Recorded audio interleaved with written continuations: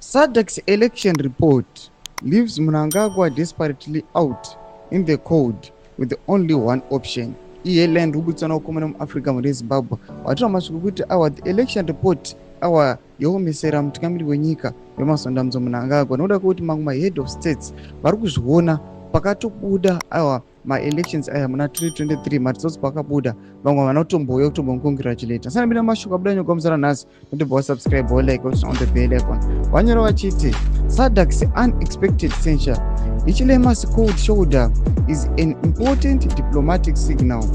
As chair of the SADC organ on politics, defense and security cooperation, his judgment carries great weight in the region.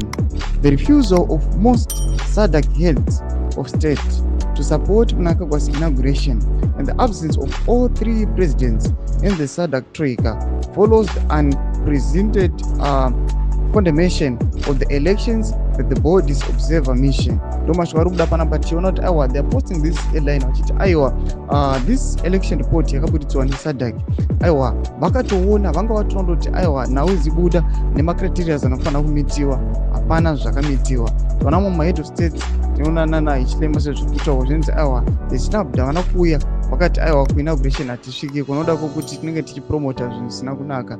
Votudzai mafungiro enyu munoti kudii pamusoro penhau iyi pinai comment section medu musangano subscribe like and turn on the bell.